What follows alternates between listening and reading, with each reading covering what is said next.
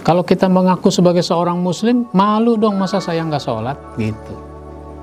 Malu apabila kita tidak melakukan apa yang seharusnya kita lakukan.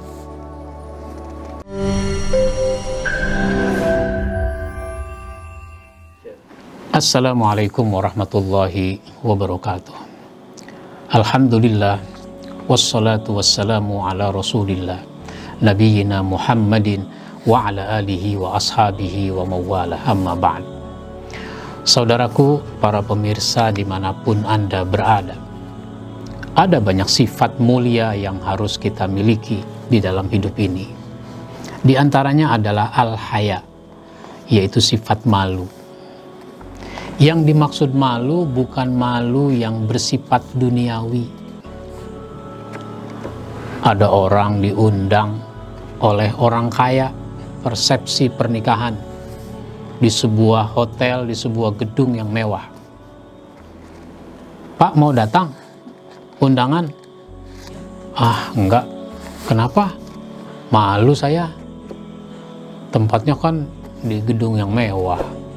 Saya nggak punya mobil. Naik taksi mahal, naik bajai nggak pantas, naik bis masa jalan kaki ke tempat yang mewah. Udah, mendingan nggak usah datang lah. Malu saya. Bukan itu yang dimaksud dengan malu. Ada orang diminta menjadi MC atau diminta menyampaikan sambutan, maju di hadapan orang banyak. Dia tidak mau. Kenapa? Malu. Bukan itu yang dimaksud dengan malu. Jadi kalau begitu, malu ini apa? Malu apabila kita tidak melakukan apa yang seharusnya kita lakukan.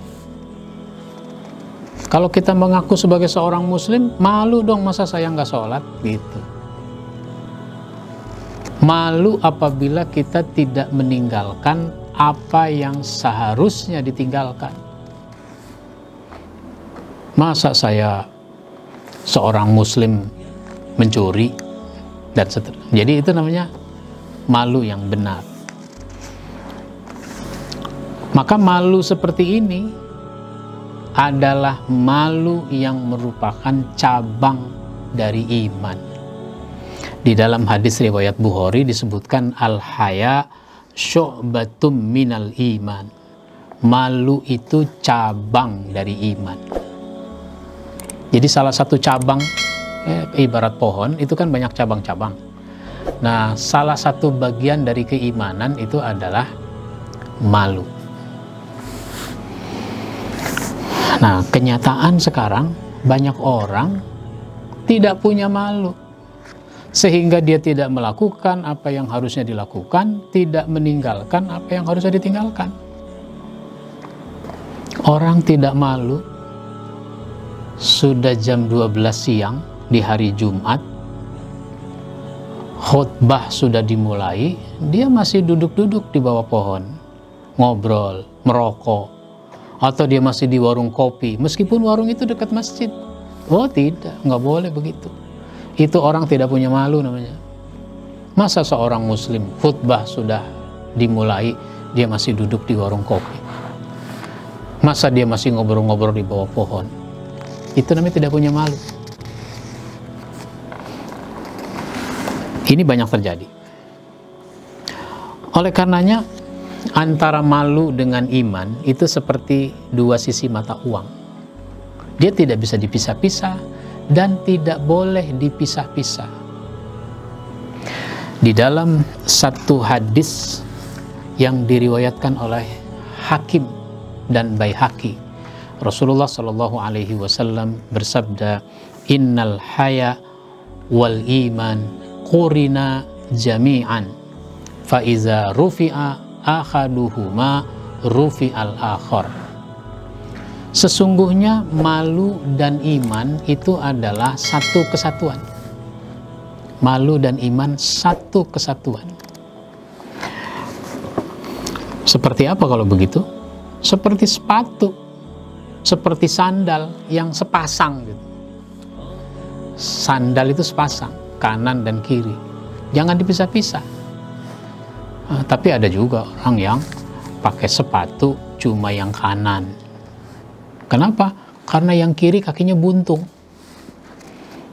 Nah, itu namanya orang yang cacat. Begitu. Jadi dia seperti dua sisi mata uang yang tidak dipisah. Coba kalau Anda dikasih uang, warnanya merah, selembar warnanya merah,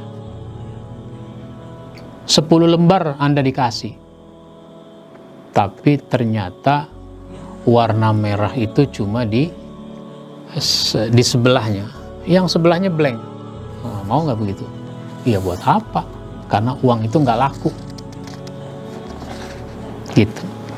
Sekalipun asli, karena itu cacat, nggak laku.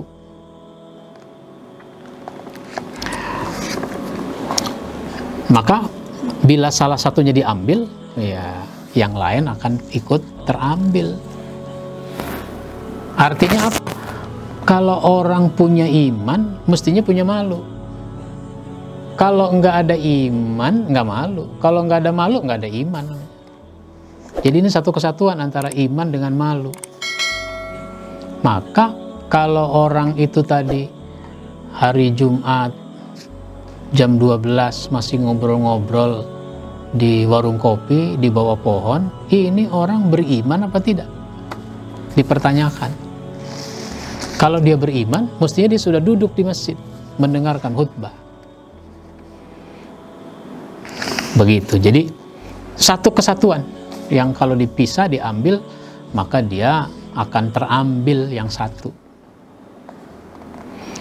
Maka kalau kita mau membuktikan keimanan kita, rasa malu ini harus ada pada diri kita masing-masing. Maka malulah kamu dengan sebenar-benar malu, karena ini menjadi bagian dari keimanan. Sekali lagi, malu bukan yang sifatnya duniawi, nggak punya baju yang bagus, atau paras kita tidak cantik, tidak ganteng, lalu kita jadi malu. Itu bukan malu yang dimaksud. Itu namanya minder. Minder. Nggak boleh kita minder sebagai seorang muslim, bagaimanapun keadaan kita. Bilal bin Rabah, warna kulitnya hitam, bekas budak, status sosialnya dianggap rendah, dia tidak minder. Dia tunjukkan bahwa dia seorang muslim yang tidak begitu saja tunduk pada orang-orang yang tidak benar, dan memang tidak tunduk pada hal-hal yang tidak benar. Oh, itu namanya dia punya izzah, punya harga diri. Jadi bukan itu yang dimaksud dengan malu. Siapapun orangnya, dia jangan menjadi orang-orang yang minder di dalam hidup ini, tetapi dia harus memiliki rasa malu. Jangan sampai menyimpang dari ketentuan-ketentuan. Banyak orang kita dapati tidak punya rasa malu yang kita maksud ini. Dia menyimpang, tapi masih senyum, masih tertawa, seperti tidak melakukan penyimpangan, seperti tidak bersalah. Orang salah, tapi masih punya rasa malu, sehingga dia tutup muka. Biasanya seneng kalau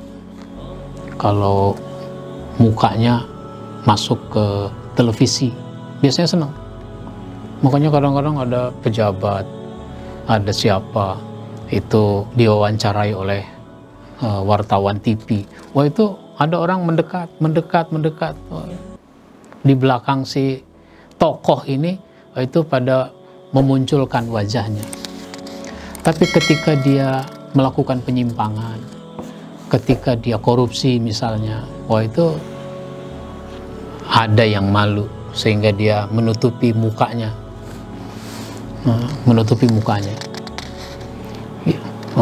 Semula nggak pakai masker, jadi pakai masker.